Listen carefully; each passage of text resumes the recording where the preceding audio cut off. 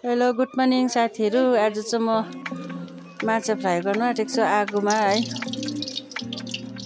माइत घर आएको छु बस्ती है। आगोमा पकाएको एकदमै टेस्टी हुन्छ, त्यसै कारणले मलाई पुरा मनपर्छ है। हेर्नुस् माछा फ्राई गरेको कस्तो मजाले है। मलाई चाहिँ डिप फ्राई मनपर्छ माछा चाहिँ। हेर्नुहोस् है साथीहरू, 12 बजीको लागि है खाना बनाउँदैछु। आज चाहिँ माछा खाने भनेर। बस्तीमा ग्यास चुल्हाहरू भए पनि माटोको चुल्हा चाहिँ अलग्गै हुन्छ है। दाउराको आगो बालेर खाना बनाउनु कति मिठो हुन्छ, टेस्ट हुन्छ। ग्यासमा पकाएको भन्दा आगोको चुल्हामा पकाएको मिठो हुन्छ है। यो त सबैलाई याद भएको कुराहरू हो, तपाईँहरू सबैलाई है।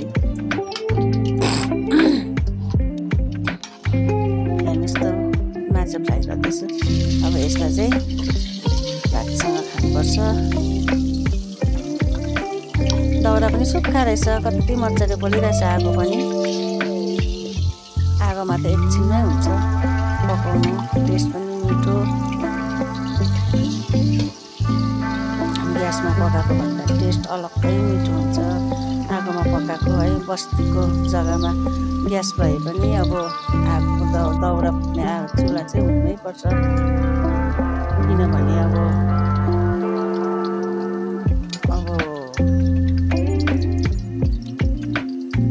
चुल्हामा पकाएको टेस्टी हुन्छ है। न्यानो पनि हुन्छ, आगो फुक्दाखेरि तातो पनि हुन्छ। त्यसैले आगोमा पकाएको अलग्गै टेस्ट हुन्छ।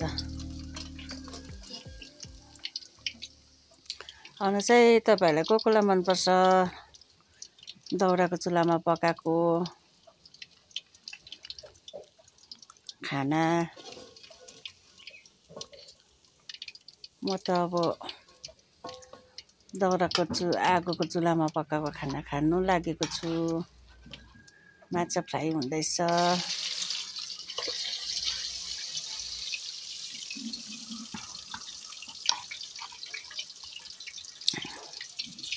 कति मजा आउँछ बस्तीको जग्गामा है। हरियाली, फ्रेस हावा, फ्रेस खानेकुरो, सागसब्जीहरूदेखि लिएर सबै फ्रेस हुन्छ। यता अब सहर बजारमा त अब सबै बासी हुन्छ है।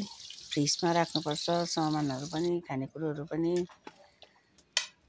बस्तीमा त सबै फ्रेस हुन्छ, आफैले रोपेको बारीमा फलेको ताजा ताजा सागसब्जीहरू खानु पाउँछ। त्यसैले मलाई चाहिँ बस्ती माइत गएपछि चाहिँ मजा लाग्छ। सबै कुरो फ्रेस खानु पाउँछ, बारीमा फलेकोहरू है, सागसब्जीदेखि लिएर सबै कुरो। यो चाहिँ आज चाहिँ माछा मगाएर माछा लिएर माछा फ्राई गरेको हो। ओके, बाई बाई साथीहरू।